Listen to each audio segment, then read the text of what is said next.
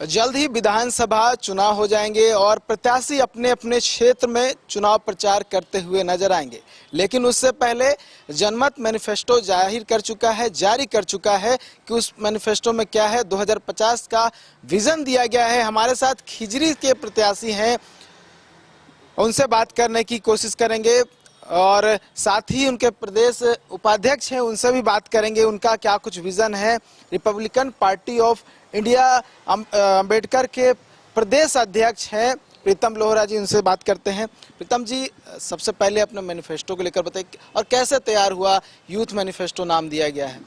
देखिए, सबसे पहले तो आपका चैनल को हम धन्यवाद देते हैं और आज हम लोगों का यूथ मैनिफेस्टो हम लोग जारी किए हैं। झारखंड नवनिर्माण महासभा जनमत जो तीसरा विकल्प है झारखंड में राजनीतिक क्षेत्र में, हम लोग आज यूथ मैनिफेस्टो आज हम लोग जारी किए। यूथ मैनिफेस्टो का सीधा मतलब होता है झारखंड का जो यूथ है, रोजगार बेरोजगार, उनकी मामला हम लोग बात किए हैं। हम लोगों का यूथ मैनिफेस्टो में लिखा हुआ है कि अभी झारखंड मुक्ति मोर्चा या गठबंधन की सरकार राजद और कांग्रेस मिलकर दे रहा है प्रत्येक महिला को 1000 मैया सम्मान योजना के नाम से। उसी तरह बीजेपी क्या कर रही है कि गोगो दीदी योजना के नाम पे 2100 रुपया देने का चारों तरफ चर्चा है या घोषणा मान के चलिए कर रहा है लोग। हम लोग चाहते हैं कि प्रत्येक घर में, झारखंड के प्रत्येक घर का एक व्यक्ति, एक युवक को हम लोग नौकरी देंगे जिसका तनख्वाह होगा 30,000 से ज्यादा। तो आप सोच लीजिए, 30,000 से ज्यादा जिसका तनख्वाह होगा तो अपना घर को बहुत बढ़िया से चला लेगा। अभी 1000 मिलता है तो प्रत्येक 12 महीना में 12,000 रुपया हुआ। और ये क्या गारंटी है कि ये योजना जो अभी चल रही है तो पूरे दिन चलने वाली नहीं है। सरकार जाएगी तो योजना भी चला जाएगा। लेकिन हम लोगों का जो यूथ मैनिफेस्टो है ये जनमत का है कि झारखंड का पुनर्गठन का चर्चा है इसमें। जैसे हमारे अध्यक्ष जी बोले होंगे आप लोगों को कि प्रत्येक विधायक को जो 5 करोड़ फंड मिलता है गांव के विकास के लिए, है ना, उसका हिसाब ना किताब होता है। हम लोग उस पैसा को डायरेक्ट ग्राम सभा में देंगे। तो ग्राम सभा में देंगे तो समझ के देखिए, स्कूल अच्छा बन जाएगा, 5 करोड़ बहुत पैसा होता है, रोड अच्छा हो जाएगा, जल की व्यवस्था हो जाएगी, तालाब हो जाएगा, कृषि उसी से संबंधित विकास का मामला हो जाएंगे। अब एक विधायक को 5 करोड़ मिलता है एक साल में, तो 5 गुने 5 कीजिए, 25 करोड़ आ जाएगा। 25 करोड़ को फिर आप गुना कर दीजिए 81 विधानसभा से, तो कितना पैसा हो गया आप देख लीजिए।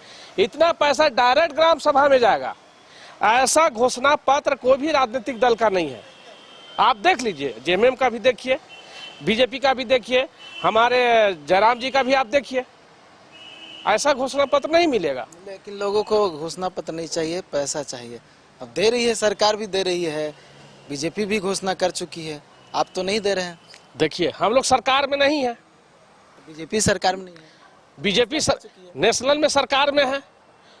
बीजेपी तो घोषणा का सरकार ही है जी। 14 में क्या बीजेपी बोल के आया कि 15 लाख प्रत्येक घर में देंगे, दिया नहीं दिया। तो बीजेपी का तो खैर बात ही मत कीजिए। आप आ जाइए झारखंड का, चूंकि झारखंड में हम लोग राजनीति करते हैं, झारखंड के मुद्दा पे आ जाइए। ये सारा भी जितना भी योजना अभी चल रहा है ये सिर्फ और सिर्फ ठगने का है। और झारखंडिया लोगों को ठगाने का अगर इच्छा ही पाल लिया है लोग, तो ठगाए ना भाई, कौन मना करेगा।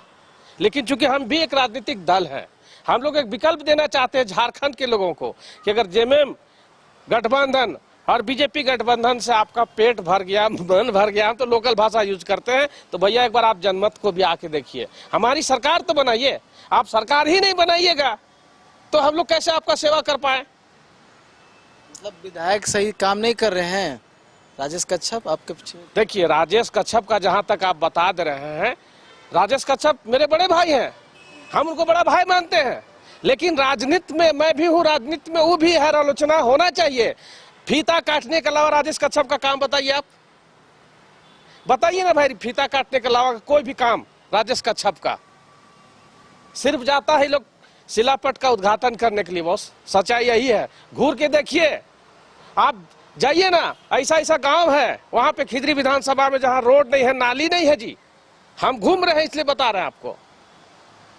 बीजेपी के जो राम कुमार पाहन प्रत्याशी हैं, देखिए, राम कुमार जो प्रत्याशी हैं, देखिए सारे लोग नेता हैं, नेता का आलोचना करना चाहिए, उनकी नीतियों का आलोचना करना चाहिए।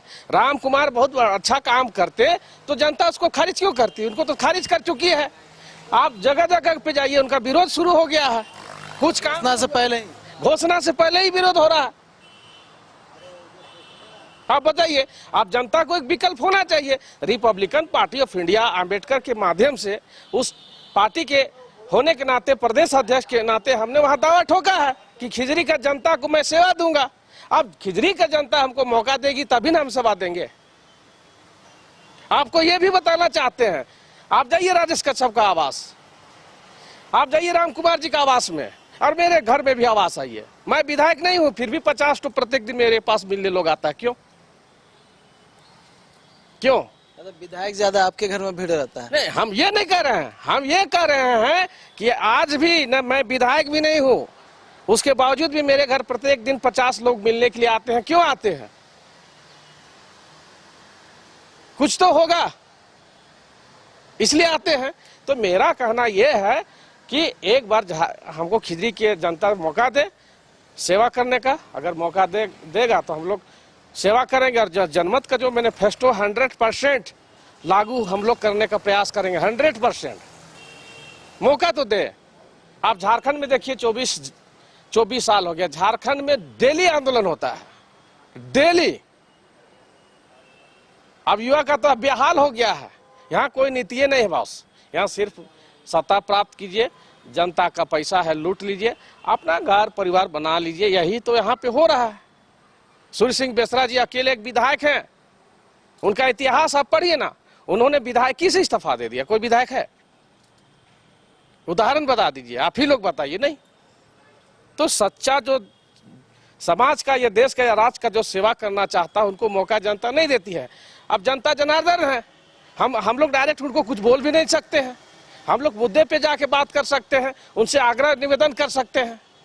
जबरदस्ती का तो चीज नहीं है कि आप हम ही को दीजिए। आप ही के क्षेत्र में जेएसएससी आयोग भी है, वहाँ पे आप देखते होंगे अभ्यर्थी लगातार वहाँ पहुँच रहे हैं, प्रदर्शन कर रहे हैं। उनका आरोप है कि गड़बड़ी हुआ है जेएसएससी सीजीएल की परीक्षा में। देखिए, झारखंड का ही नहीं, पूरे देश का जितना भी एग्जाम होता है, जितना भी, पहले तो ऑफलाइन था तो ठीको था हमारे ख्याल से, समझ रहे ना। अभी जब तक से ऑनलाइन हुआ है ना, खाली यहाँ कोई एग्जाम सही से नहीं होता है। बता, ये ऑफलाइन एग्जाम हुआ था जो हुआ था जेएसएससी? जी जी, अभी जो हुआ था उसमें भी रिजल्ट का आप देख रहे हैं, विद्यार्थी संतुष्ट ही नहीं है। यहाँ कैसे कहा, नीति नहीं है बॉस, मेन नीति नहीं है। आप यहाँ भ्रष्टाचार, पेपर खोलिएगा ना सवेरे, कोई भी पेपर आप पढ़ लीजिए, आपको भ्रष्टाचार का ही उसमें दिखाई ना देगा। कोई ना कोई भ्रष्टाचार डेली पेपर में छपता है। ये देश तो राज कहाँ चल जा रहा है आप लोग देखिए। हम लोग तो कहेंगे आप पत्रकार साथियों से भी कि आप लोग भी हम लोगों के लिए या अच्छे लोगों के लिए कैंपिंग नहीं कीजिए कि भाई इनको जिता के लाइए। हम लोग को जब तक नहीं लाइएगा हम लोग कैसे कर पाएंगे? विपक्ष में भी हम लोग नहीं है उतना शक्तिशाली, फिर भी हम लोग प्रयास कर रहे हैं कि चलो भाई जनमत के माध्यम से एकत्रित करेंगे। 10 दल का लोग जो विभिन्न विचारधारा का है, रिपब्लिकन पार्टी ऑफ इंडिया का विचारधारा है भारत के संविधान, समतामूलक समाज की स्थापना, भारत का बाबा साहब बी आर अम्बेडकर जो सिद्धांत है, नीति सिद्धांत है, उसके पे हम लोग राजनीति करते हैं। इस देश का तमाम लोगों के लिए समतामूलक एक ही शब्द में बोल दिए। उसमें तरह तरह का पार्टी है, 10 पार्टी मिलकर हम लोग एक राजनीतिक विकल्प दे रहे हैं। अब झारखंड की जनता को तय करना है कि वो लोग जेएमएम गठबंधन पसंद कर रहा है कि बीजेपी गठबंधन पसंद कर रहा है कि हमारा जो तीसरा विकल्प है उसको पसंद कर रहा है। प्रत्याशी घोषणा कब हो जाएगी? आप तो प्रत्याशी हो गए, और भी प्रत्याशी घोषणा होनी है क्योंकि 81 विधानसभा सीट पे आप लोग चुनाव लड़ने वाले। देखिए, हम लोग का 41 सीट पे घोषणा हो चुका है। रिपब्लिकन पार्टी ऑफ इंडिया को 4 सीट मिला है, जिसमें पहला सीट आपका खिजरी है, गोमिया में हम दावा किए हैं, कांके मांगे हैं और हटिया मांगे हैं। ये मेरे अपना पार्टी का हम बता रहे हैं। उसी तरह प्रत्येक दलों को मिला है तो 4-4 सीट मिला है। और झारखंड मिला के लगभग 40 हुआ। जी जी है, झारखंड पीपुल्स पार्टी जो है सूर्य सिंह बेसरा जी का, उनको 5 सीट हम लोग दिए हैं कि भाई ठीक है, आपने लीडिंग किया है, आप संयोजक हैं, हम विभिन्न विचारधारा के लोगों को एक जगह बैठा है तो आप 1 सीट ज्यादा दीजिए। इस प्रकार टोटल हम लोग 41 सीट का हम लोग का बंटवारा हो चुका है। और बाकी बचा है 40 सीट। बाकी बचा है 40 सीट को हम लोग जल्द ही कर देंगे। चुनाव का अधिसूचना जारी होने से पहले हम लोग कर देंगे। तो मतलब 4 सीट और बढ़ जाएगी। देखिए उसमें है कि 4 सीट तो हमको स्वाभाविक से मिलेगा ही मिलेगा। इसी तरह हमारे सहयोगी दलों को भी 4 सीट मिलेगा। यही तय हुआ है हम लोगों का। जो तय हुआ है वही बात आपके समक्ष हम रख रहे हैं। क्या लग रहा है क्षेत्र की जनता क्या कह रही है प्रीतम लोहरा जी को लेकर? आप लोग भी क्षेत्र में घूम रहे होंगे तो फीडबैक तो मिल ही रहा होगा। देखिए अभी हम लोग सबसे पहले तो ग्रामीणों को जो मानसिकता है उसको हम लोग को चेंज करना है, क्योंकि पूर्व का जो भी सरकार या जो भी पार्टियां हैं आदमी का दिमाग में ऐसा मानसिकता डाल दिया है कि कोई भी सरकार आएगा कुछ नहीं करेगा।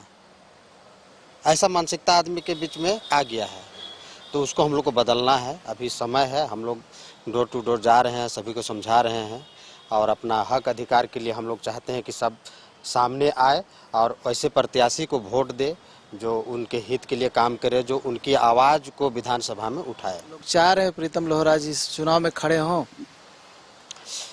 देखिए अभी तो हम लोग घूम रहे हैं, है ना, और घूमने के जब हम लोग से मिलते हैं, बात करते हैं, उनकी समस्याओं को या सरकार का जो हमारा झारखंड में जो समस्या लोग को बताते हैं, तो कहीं ना कहीं लोग हम लोगों के बात से प्रभावित भी हैं और लोग भी रहे हैं।